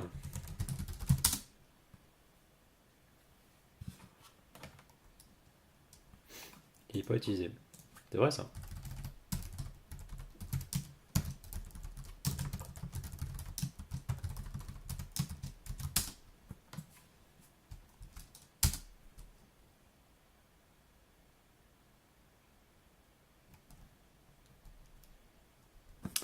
Très bien, et que on exécute le loader. Donc là, il nous dit que ça a fail. Et c'est normal parce que les vidéos 1 et 2, on les a déjà insérées. Est-ce que ça a inséré la troisième? Là, le message de feedback n'est pas assez précis pour qu'on puisse le constater naturellement. En revanche, si on vérifie, bah là c'est bon, ça a été bien inséré. Donc ce qu'on peut faire, histoire de conclure cette soirée, c'est de rendre ce script-là un petit peu plus précis sur ce message sur ces logs. Donc ce qu'on peut faire, c'est plutôt de mettre un truc, une synthèse à la fin, c'est qu'on fasse un... Quoique la synthèse est intéressant aussi. On va garder la synthèse, et ce qu'on va faire, c'est qu'on va, faire une autre fonction intermédiaire qui fait le travail d'insertion et qui met un petit commentaire en plus sur ce qui s'est passé. Donc lui, cette fonction-là, elle prend une vidéo, un pool et une vidéo, et elle va faire quelque chose dans IO. Qu'est-ce qu'elle fait? Basiquement, elle fait elle appelle insert vidéo. Donc là, elle fait pas grand-chose de plus, sauf que sa signature. Alors sa signature, quelle est-elle? Eh bien, c'est je prends un pool, je prends une vidéo, et je produis dans IO un booléen. Ça n'a pas changé.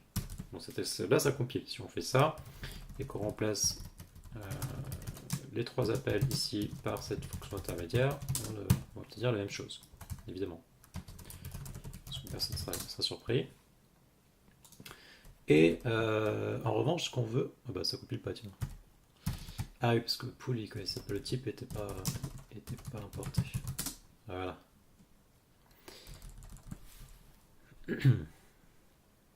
Oui, alors c'est pas un pool de n'importe quoi, c'est un pool de connexion.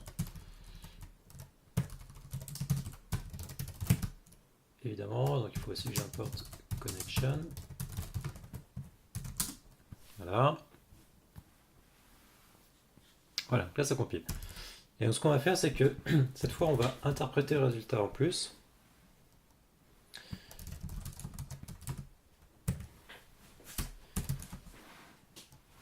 Et donc si on a on a un résultat positif, alors on va dire que ça s'est bien passé. Donc vidéo, qu'est-ce qu'on peut prendre?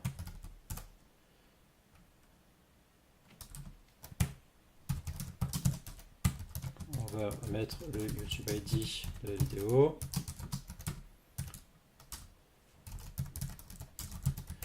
Enfin, on va faire un message tout à fait modeste. Et si ça a échoué, eh bien c'est la même chose, avec cette fois une erreur.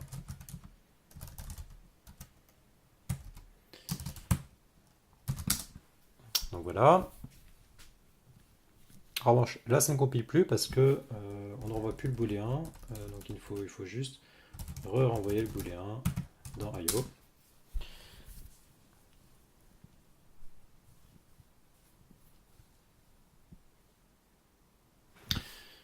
Voilà. Et cette fois-ci, si on exécute le loader, qu'est-ce qui se passe? Eh bien, ça fait pour les trois. Et toute évidence, bah voilà, c'est ça. Et en fait, si c'est pas some videos as failed in inserting, c'est toutes les vidéos ont échoué.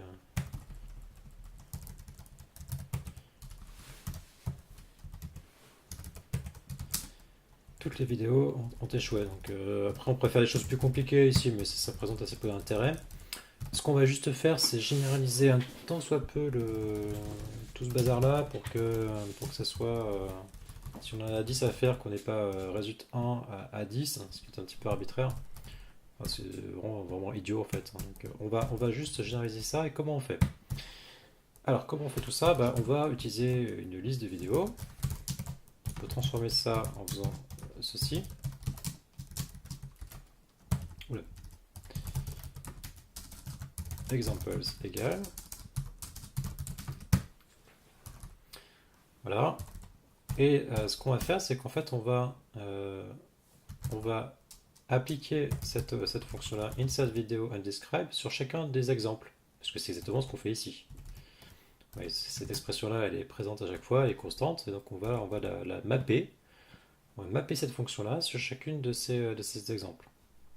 En revanche, ce qu'on ne peut pas faire, c'est qu'on ne peut pas utiliser map des listes ou fmap du foncteur, parce que en fait, sur IO, c'est un peu différent, parce qu'on a besoin de que si on fait fmap ou map directement sur exemple, qu'on applique cette fonction-là directement sur les exemples, la signature de ça sera toujours une liste. Je rappelle que le fmap, le foncteur, conserve la structure, donc conserve l'aspect liste de ce qu'on était. Et donc en fait, ça va faire ceci, ça va faire une liste d'IO de boules. Et ça, c'est pas quelque chose qu'on peut exploiter directement. Parce qu'il faut qu'on soit au moins dans IO de quelque chose, de quelque chose de différent. Et donc là, ça ne marche pas. Ce qu'on veut, c'est utiliser une variante de map qui est map M, comme map monadique, qui rajoute une étape de. Comment dire? On intervertit les deux concepts. On a un concept qui est la liste et un concept qui est IO. En fait, ce qu'on veut, c'est que tout ce qui se passe dans la liste, qui sont des opérations IO, eh bien, ça soit toujours une liste, mais elle-même dans IO. Et donc en fait, on switch les deux, en quelque sorte. On retourne la chaussette, comme dirait Adrien.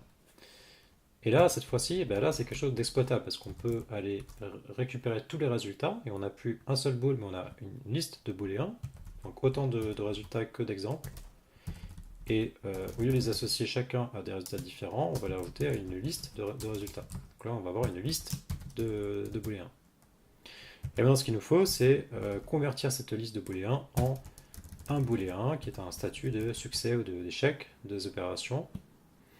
Et comment on fait ça? Eh bien là, il faut aller creuser un peu dans les fonctions dans les fonctions qu'on peut avoir sur les listes, par exemple.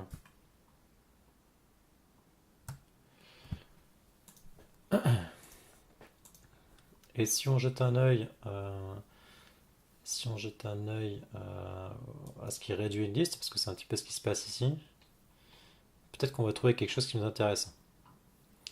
Donc en fait, ce qu'on veut, c'est passer d'une liste de booléens à un booléen. Donc c'est bien réduire la liste, c'est bien faire une réduction, un fold.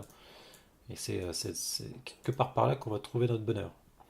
Donc on pourrait très bien le coder nous-mêmes, utiliser fold L ou fold R ou fold L prime, que sais-je. Et si on est capable d'avoir une fonction qui petit à petit réduit les booléens à l'intersection, hein, ce qu'on fait ici, on va obtenir en sortir un booléen à la place d'une liste de booléens. En fait, c'est déjà quelque chose qui a été codé, évidemment, vous en doutez bien, c'est pas spécialement nouveau, et c'est exactement ce que fait la fonction end qu'on a ici. End va sur quelque chose qui est un foldable. Un foldable, c'est une généralisation du concept de liste sur la partie, enfin sur l'action de fold, donc quelque chose qui peut être réduit. Donc, foldable, vous avez plein de types qui sont foldable. La liste en est un bon exemple. Les structures de données de type graphe, arbre et autres sont souvent comme ça aussi. Eh bien, si vous avez une liste de booléens, vous obtiendrez en sortie un booléen. Vous avez AND et OR qui sont, voilà, qui sont les deux default avec une fonction de réduction qui n'est pas la même. Donc sur le AND, c'est ce que vous imaginez, à savoir que ça sera true si tous les résultats sont true. Ah, flûte. Et OR, ça sera true si au moins l'un d'eux est true. Donc c'est pas exprimé tout à fait de cette façon-là ici, mais bon, c'est tout à fait classique. Et donc là, on va pouvoir simplement faire un AND sur les résultats.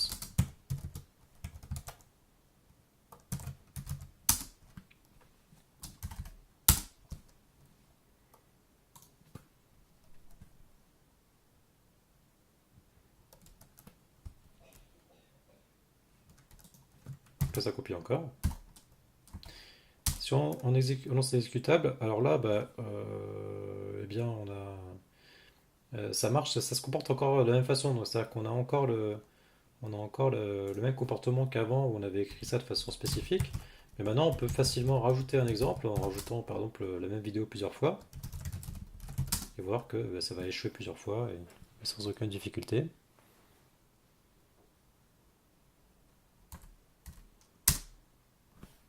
Oui, ça échoue deux fois pour la même vidéo. Et si on, si on fait une liste vide, qu'est-ce qui se passe sur une liste vide?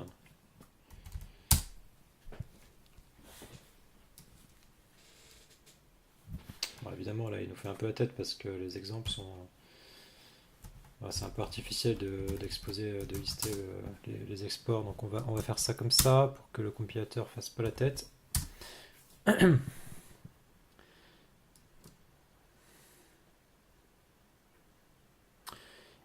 Voilà, on exécute.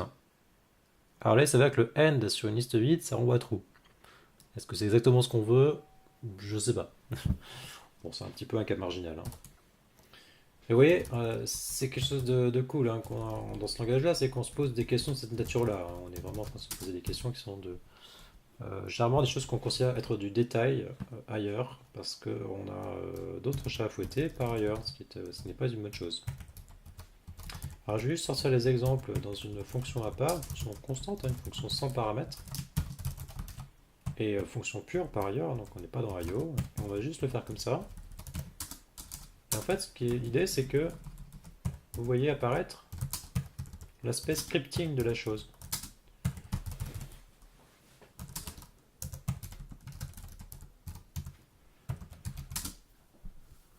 En tout cas, bon, presque, hein, on y est presque, mais c'est ça l'idée, quoi. C'est quelque chose très fréquent qu'on peut se faire, on peut obtenir assez facilement en Haskell, c'est que si vous séparez ce qui est de l'ordre de la tuyauterie, typiquement la tuyauterie ici, c'est le fait d'avoir un pool de connexion SQL, c'est le fait de faire de la signalisation à partir de résultats en sortie, d'interpréter les résultats, d'afficher des messages à gauche à droite, que vous construisez quelque chose d'un petit peu capable de s'appliquer de façon générale sur une collection avec un map ou un mapm. Et vous avez des fonctions utilitaires intermédiaires comme celle-ci qui font le reste de la tuyauterie. Donc là, encore une fois, de l'affichage pour un humain, mais ça pourrait être produire un résultat dans une syntaxe pour une machine. Et bien après, vous pouvez résumer l'ensemble de votre script à cette simple liste ici. Alors, évidemment, hein, là, c'est pas très impressionnant. Mais on peut presque faire la même chose en étant ici en passant des opérations IO. On pourrait faire des choses ici qui soient dans IO. Une liste d'opérations IO, ça serait possible aussi. On va pas le faire ici parce que c'est pas pertinent, mais c'est quelque chose d'envisageable. Et si vous vous retrouvez dans une monade et utilisez la do notation, vous pouvez réutiliser des choses faire des choses conditionnelles. Par exemple, si j'ai réussi à insérer la vidéo exemple 1, alors je fais, si ça si réussi pas, alors je fais d'autres choses, j'insère les autres. Bon, ce que je fais ici ne compile pas, mais c'est pour vous donner un petit idée de la suite, ce qu'on pourrait faire de façon plus évoluée. Alors je fais les autres. sinon je ne fais rien. Et donc en fait, c'est le côté impératif qu'on retrouve, le côté impératif qu'on retrouve, on l'a en Haskell si on est dans la notation, si on est dans un contexte qui vous donne un cadre et qui vous permet de faire ça. Et vous l'avez en manipulant des opérations qui sont bien spécifiques, bien connues, pour lesquelles les règles sont connues, et vous savez que par exemple l'insertion de vidéo se comporte d'une certaine façon, et vous n'avez pas accès à toutes les fonctions possibles et imaginables. Vous avez un garde-fou, et en fait, vous obtenez quelque chose qui est beaucoup plus proche du scripting qu'on peut faire. euh, Par exemple, dans un moteur dans un jeu, il y a des aspects qui sont qu'on veut pouvoir scripter parce que c'est des choses très particulières sur lesquelles les personnes tierces interviennent et non pas les développeurs principaux du jeu. Ça va être des level designers, ou même dans le cadre des modes, par exemple, d'un jeu, ça va être des contributeurs complètement externes. Et ces fonctions de scripting d'un jeu rendent le jeu plus riche de façon indépendante du moteur du jeu. Eh bien ça passe parce que vous avez un moteur de script qui déjà interprète une syntaxe et qui aussi vous donne accès à une liste de routines qui sont les routines, l'API, on va dire, du moteur de scripting de votre jeu. Ça passe par un autre langage, ça passe par une étape d'interprétation. Il n'y a pas de compilation, il n'y a pas de contrôle, ce qui est bien dommage. Et c'est ce qu'on cherche à faire quand on fait un embedded DSL, un DSL inclus. Vous cherchez à obtenir quelque chose qui est dans le même langage avec les mêmes contrôles et le système de type. Eh bien, en Haskell, les EDSL, les Embedded DSL, vous les avez gratuitement, juste avec des fonctions et la denotation, généralement dans la monade IO. Voilà, c'était une migration. C'est pour vous donner quelques idées des choses qu'on peut faire. Et on peut les faire avec très très peu de changements sans forcément monter une usine à gaz ou utiliser des frameworks particuliers. Le langage le fait de façon naturelle. Voilà, est-ce que j'ai pas tout cassé?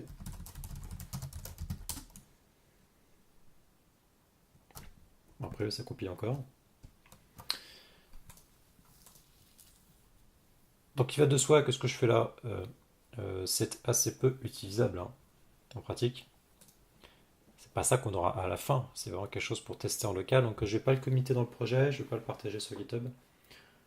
En revanche, ça nous servira pour continuer à tester et pour le déployer sur un vrai serveur assez vite.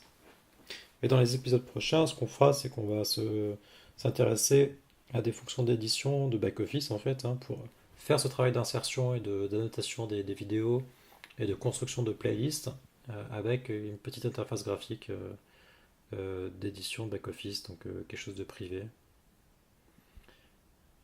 et qui réutilisera les routines d'insertion qu'on a développées sur le module database.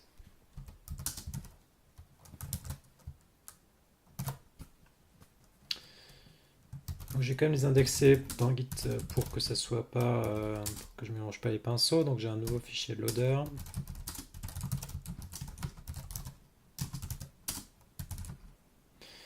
Et en fait, je pourrais presque supprimer le fichier d'exemple.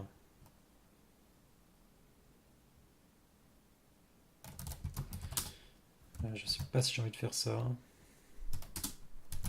Alors, je vais pas supprimer, je vais le garder en local et je vais le mettre avec les fichiers d'exemple. Le fichier d'exemple, c'est ce commit là. Voilà, bon, ce qu'on pourrait rajouter, et ce qui manque déjà hein, actuellement, c'est les tags. Et ce qui manque aussi, c'est que ce script de loader, en fait, vide la table au début. Actuellement, je suis obligé de faire les tronquettes à la main, ce qui est un petit peu idiot. Mais on peut se faire des routines de tronquettes et de reset de table pour que le script, en fait, ce loader soit vraiment ce qui prétend être. Quelque chose qui va alimenter la base. Et on pourra assez petit à petit transformer ça en quelque chose un peu plus riche. À noter qu'on peut très facilement écrire un parseur JSON de vidéo et alimenter le loader avec un fichier JSON et le jouer avec un fichier en entrée. Ça, c'est quelque chose qui est assez facile à faire. Je vais, ça serait quelque chose que je pourrais en faire un exercice. Hein, tiens d'ailleurs. Ouais, pour faire l'exercice, il faudrait que je partage ce code-là. Ouais, je partage ce code-là. Comment je vais faire ça?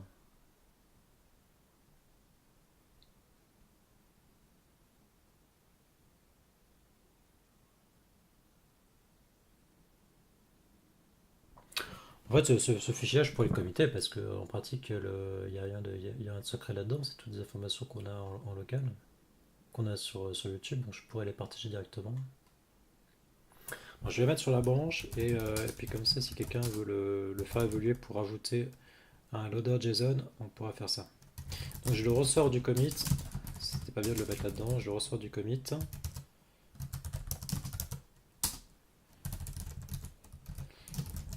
Donc là, c'est de la gymnastique Git, hein. Hop, hop, hop. Voilà. Git add-n. Bah, c'est pas la peine, ça il est déjà connu. Load.hs. Et là, on réindexe. Donc c'est bien ça qu'on veut, oui.